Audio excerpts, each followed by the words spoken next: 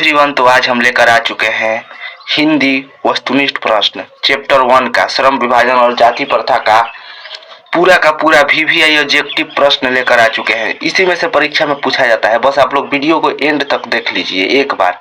इसमें से अगर नहीं पूछता है तो आप लोग कमेंट में जरूर बताइएगा, क्योंकि ये 100% गारंटी है कि इसी में से आपको हमेशा फाइनल एग्जाम में पूछा जाता है क्वेश्चन। तो चलिए देखते हैं एक एक करके प्रश्न को बिना देरी किए। तो देखिए हमारा पहला प्रश्न है, द अनअचेबल किनकी रचना है? तो देखिए यहाँ पर टिक लगाया हुआ है पहले से ही, भीमराव अंबेडकर की रचना है।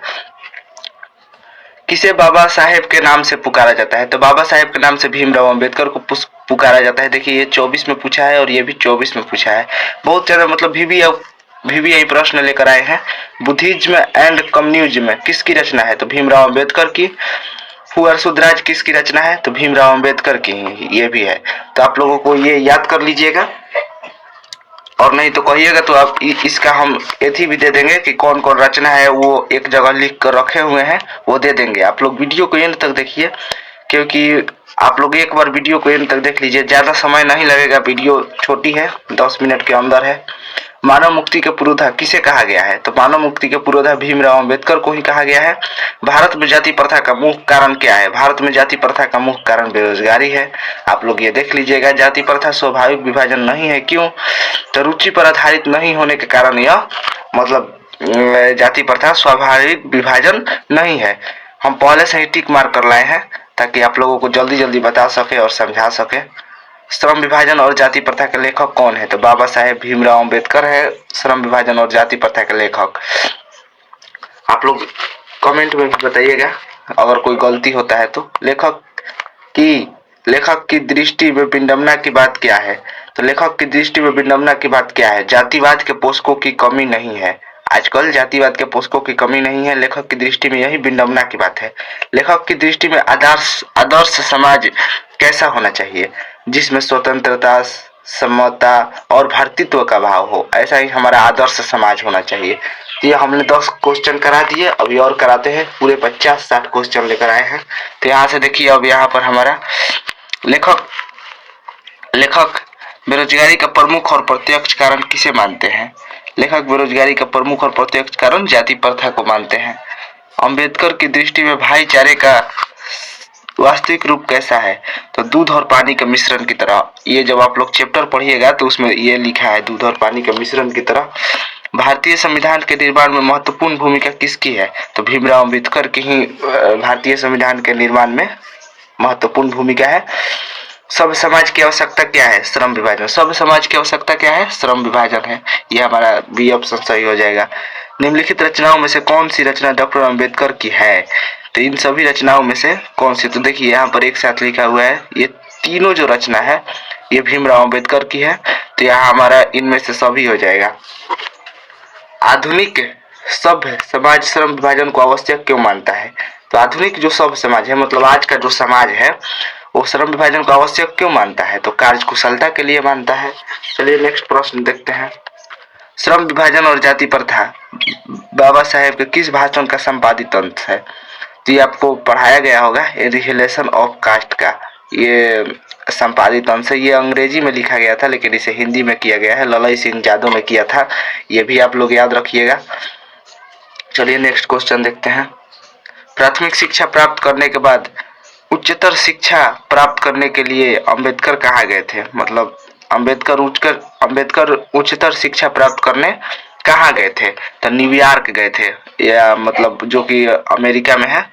अंबेडकर के चिंतन व रचनात्मक के लिए प्रेरक व्यक्ति कौन थे? तो इनमें से सभी बुद्ध, कबीर, ज्योतिबा फुले, इनमें से सभी हो जाएगा हमारा, ये डी ऑप्शन सही हो जाएगा।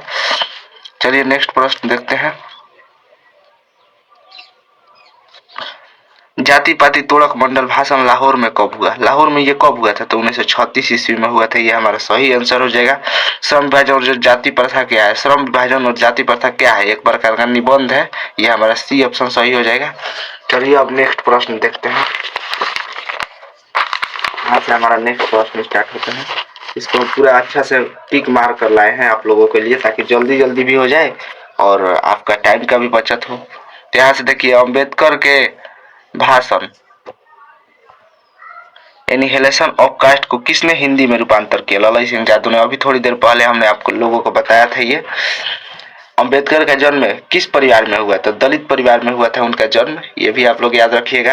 लेखक को इस युग में कहाँ पर विडंबना दिखाई दिया? तो जातिवाद में दिखाई दिया उनको विडंबना। विडंबना का मतलब होता है मतलब कि वो क्या बोलते हैं, विडंबना का मतलब कि देखिए एक प्रकार नहीं होता है कमी, शायद विडंबना, उपहास, शायद उपहास, सॉरी इसका फिक्स पता नहीं है, आप लोगों को बाद में बता दूंगा।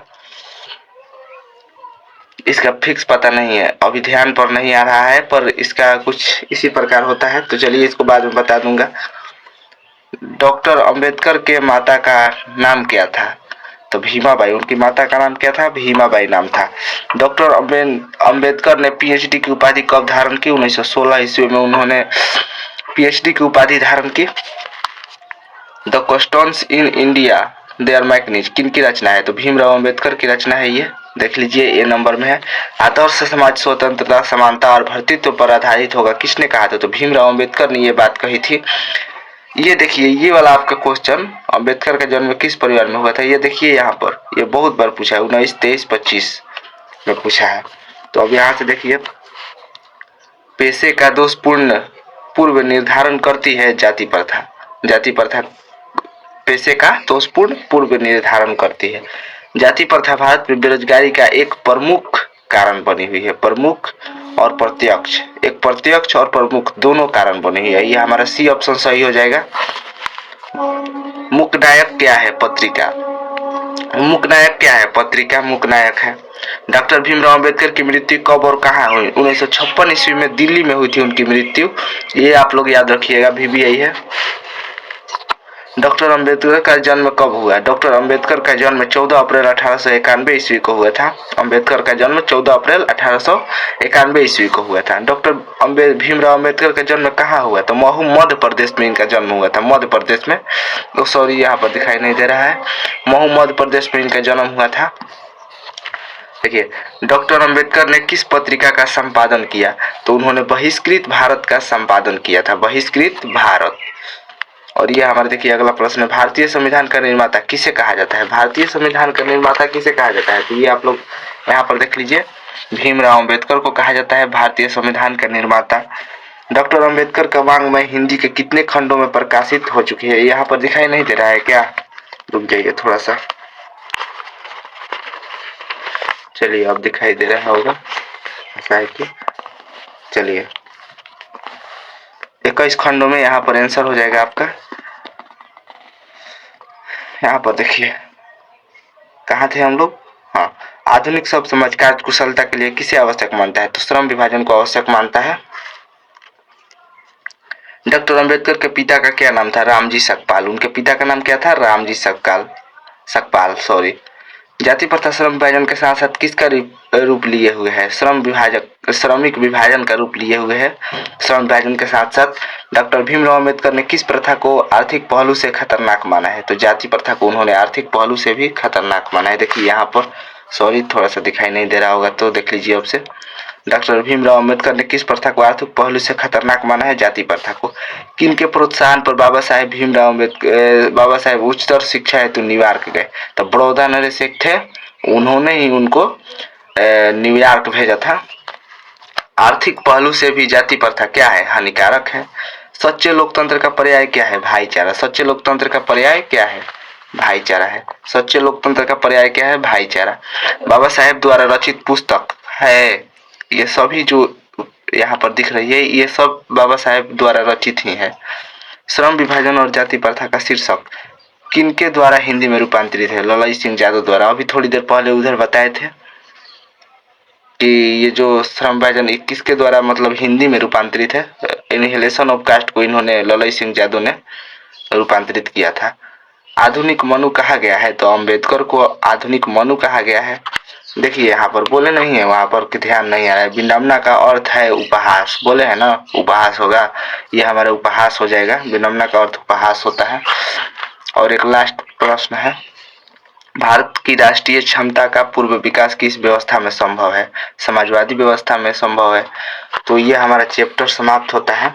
इस चैप्टर से इतने ये जो VBI प्रश्न थे सारे के सारे क्वेश्चन बैंक से कराए हुए हैं, तो आप लोग इसको याद रखिएगा और आप लोग हमारे चैनल को सब्सक्राइब कर लीजिए। मिलते हैं नेक्स्ट वीडियो में, तब तक के लिए जय श्री राम।